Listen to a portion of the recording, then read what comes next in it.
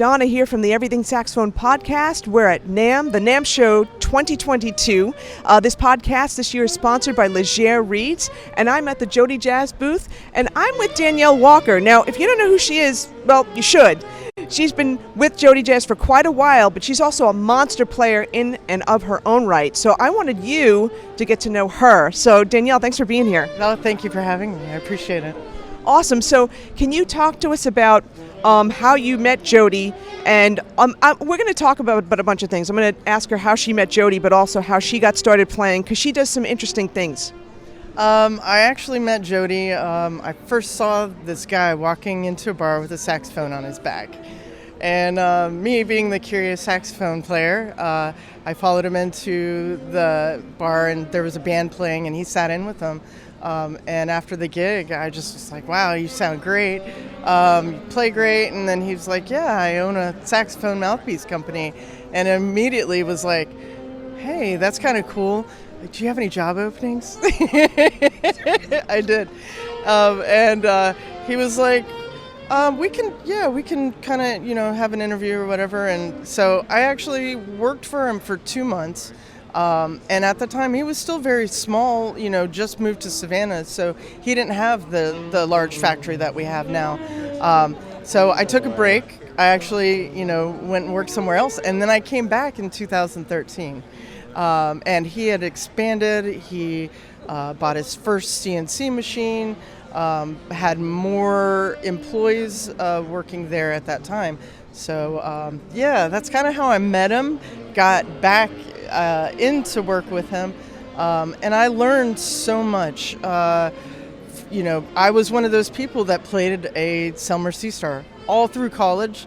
I didn't have anybody really tell me anything about mouthpieces, that if I got a bigger tip opening, that I'd be able to kind of expand my sound, make it a little bigger. Here I am thinking, gosh, I can't push enough through this mouthpiece to get the sound out. And then I just needed that someone to tell me, hey, there's other stuff out there. So that opened my world, and then JodyJazz opened my world even bigger into, learning about people and what they play on and how to instruct them to make, the changes that they're looking for.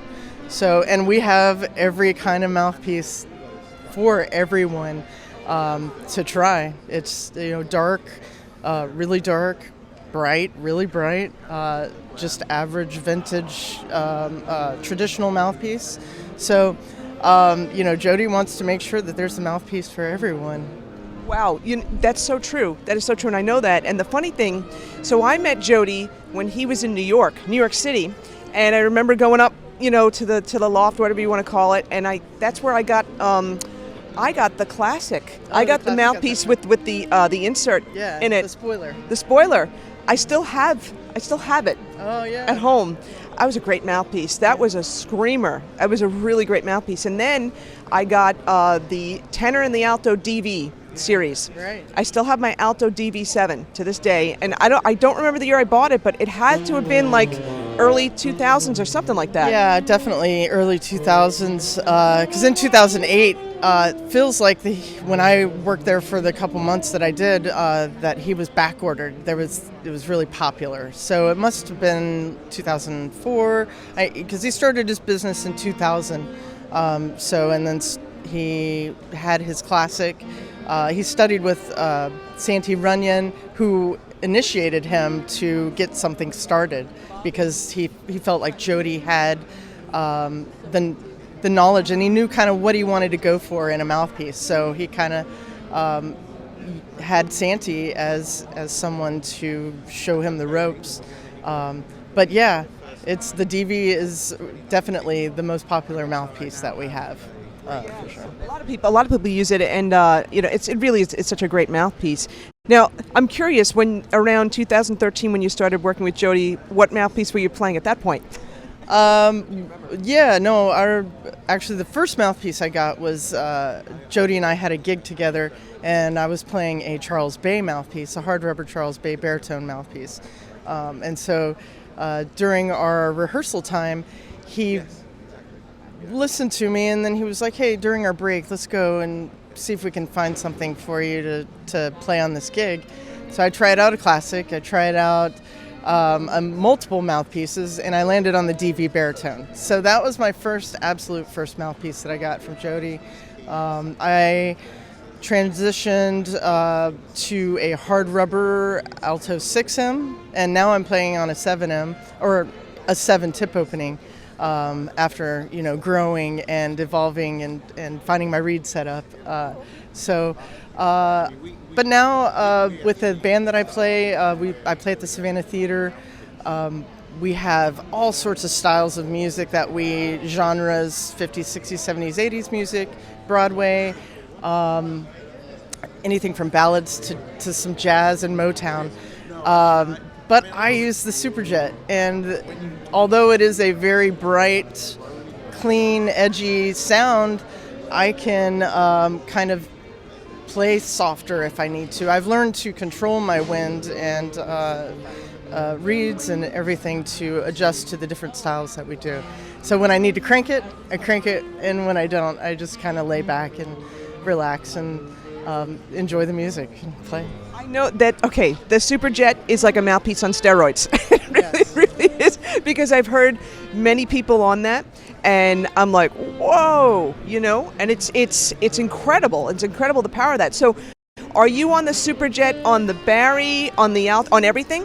I'm on the SuperJet Alto 7, SuperJet Tenor 7, and the SuperJet Baritone 6. Yes, and I also I endorse Legere Reeds, so I use Legere, the new American cut, on Alto and Tenor, and I play the signature series on Bari along with that. What reed strengths? For Alto, I use the 2.75, and that's the American cut, and then for Tenor, I use the 2.5 with the 7 tip opening, and for Bari, I use the 2.5 as well. Yeah. They work great with JodyJazz Mouthpieces also, but it's something, I play 6 to 7 shows a week, so going through reeds, this was the best option for me to find that really work with our mouthpieces, play great. I don't have to worry about them warping, and they last a long time. So I'm not searching for cane reeds. I don't have to soak them, and especially you're tripling, right? You're tripling on the gig, so you don't have to worry about is a reed going to squeak or anything like that. How do you rotate the reeds? Do you play them until they're dead? What do you do? I kind of play them until I notice that some notes don't respond as well as they did when I first got it. So you can tell when you're playing every night, 5 to 6 shows a night. Your horn, your setup, the way that it feels and that way you want it to speak every night. So you can tell it may deaden just slightly, or it may not respond as quick as it did. So then, I try other reeds out, and sometimes, even if it's a reed that doesn't necessarily play like I want it to, I think they wear in. They feel after maybe like 3 or 4 performances, they start to settle into what you're looking for. I know what you're talking about. I know exactly what you're talking about. I'm glad you said that, because okay. I've noticed that with a couple of reeds, for sure. What about, you play a variety of shows throughout the year, so you're not doing one show, 8 shows a week for 5 years in a row, where, like, I think about burnout and stuff like that. So I'm thinking that the variety of shows prevents some of the burnout that could happen. Yeah, we sometimes alternate days, so we may do 2 shows. So one that we recently did was called Piano Men. So it's 3 pianos on stage, me on the horns, you have guitar, drums, and that's it, and then vocals. So, and then the other one was kind of a review show, 50s, 60s, 70s, 80s. And for me, I don't get burnt out because I dork out on like oldies, Motown, all that. And so playing it every night is just a lot of fun for me. And while I'm playing, I can kind of practice in my mind on like holding certain notes out, or maybe making a different inflection on the song that I'm playing that 50,000 times. I just try to make, although I'm playing the same song and the same thing, I'll try to manipulate it just slightly. But, you know, you want to kind of keep it consistent for the band and the crowd because they know the song the way they know the song. So. All right. No, wait, I got two questions. Okay, number one, first of all, one comment, she's making it interesting. So you're making it interesting for yourself. My trumpet teacher, Vince, used to always say, have the mind of a child, the childlike curiosity. Always find curiosity in something. So that was awesome. In terms of the band size, so with each show, is it a different, different personnel, or is it always the same? It's always the same. Always the same. So yeah, everybody's playing the same stuff. And you may mess up and you kick yourself because why did I just mess up when I play this every night? But you get in the same. You start thinking, oh, I have to do laundry. Oh, I have to run this errand tomorrow. And as you're playing your solo, you're so used to it that you kind of space out, and maybe you pop back in, and you're like, oh, I'm back in. And it's like a scary feeling. It's a scary feeling. But then you've played it so many times, you just jump right back in. So yeah. It makes for an interesting day. Oh, for sure. All right, now I've got two questions. So like when you're doing those 50s, 60s themes, number one, do you have to dress up as such? And number two, when you're doing popular songs, do you feel like you have to play the famous solos, or do you improvise your own? Both. So I do Pick Up the Pieces. I actually do a version of Candy Dulfer's version of Pick Up the Pieces. We took out Sax a Go, but we did everything else, like within that. I lost my train of thought on that. Oh yeah, I also asked you about, do you have to dress the part? Oh, dress the part. In the beginning, we did a 50 show. That was my very first show, and I was in a poodle skirt, ponytails. It was a polka dotted poodle skirt, and the saddle shoes.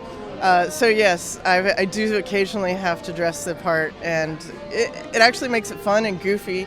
And although it's weird, the people love it. They love seeing it, and it makes them smile. I was in a band where we did a Janis Joplin tribute, so I had to dress the part. I dressed the part. I didn't act the part. You know what I mean if you know about Janis Joplin, but I know what you're talking about with this kind of stuff. I also play Carole King too, so I take off my glasses, puff my hair up, and I sit behind the piano, and I have to act like I sing the beautiful and I feel the earth move. So no, I didn't know that. And do you play piano too? I didn't know that. I do, but I'm not actually playing piano on that one. It's more just kind of like a disguise. You're just imitating it and making it look like, and the piano guys are covering me. But yeah. That's awesome. And actually, this is going to lead into my next question, because we were speaking before. She not only plays saxophones amazingly well, and she does the Carole King impersonation, but she also does a little acting too. Yes. I've done a sister act where I had to be a nun. And this is all part of, if they don't have the band there and they're doing tracks, like why not get involved in other stuff? So I'm just trying to kind of keep my brain evolving. But acting is way not my thing, and it takes me out of my comfort zone. But I have grown to enjoy it. Everybody there is good friends, and we all make it comfortable for everybody, and so it's kind of like just a big hang between your friends and being goofy. But yeah, I've had to play Margaret in 9 to 5, so she's a drunk, and I'm getting ready to do Grease, so I'll be the principal who also ends up getting drunk on stage. Is there a theme here? Yeah, I know. I guess I play a good sloppy person. I don't know. Sometimes I just I wasn't gonna do it. No, it's all good. It's all good. So, but you know what though? The best things come from the edge or outside the edge of your comfort zone. So that's really cool. You never know what may come from this. Yeah, it's been a good experience all around. And I initially didn't even know if I was going to be there for a year. So the fact that I am now going on 17 years in September is just crazy. You don't have, and a lot of people don't, have these jobs for 17 years. A, because either they get worn out, or just B, they are, maybe playing with another band and they're too busy. They can't just sit in one spot. But I'm very thankful that this job, both jobs, JodyJazz and the Savannah Theatre, are able to work with each other, as far as like I go to work and then I play a gig at night. So it's been consistent, for a very, very long time. I'm going on 9 years with JodyJazz as well. So the other thing too that I'm thinking about it, like during COVID, thank God you were working with Jody, right? Because the theater gig stopped. Yeah, it stopped in March when we were doing Sister Act, and Jody didn't want to shut down full time. He knew that we could keep it going, and so we had a small group of people that we alternated. So we only had like 1 or 2 people in the front and 1 or 2 people in the back, so that we could keep our distance.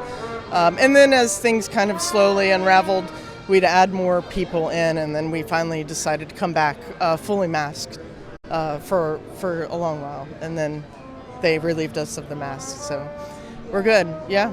Especially during COVID, a lot of people, the great thing, a lot more people found music, bucket lists and all that kind of stuff. So it's a good thing that you guys were open. Yeah, and I actually found all these people that are used to playing in shows on stage, they've got really bright, loud mouthpieces. So they've found that when they're at home, they're in this tiny little confined room or a small room that echoes. So that mouthpiece necessarily was not the mouthpieces that they wanted to play anymore.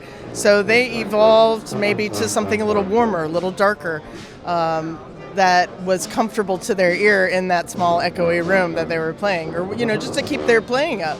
But then I think a lot of people just like the dark mouthpieces now. We came out with the hard rubber custom dark, and that was a very popular mouthpiece for people. It still is. And yeah, actually, when I was talking with Jody yesterday too, I think that's also a little bit of a trend now. People are starting to hit upon on dark mouthpieces. Darker, yeah, a lot darker.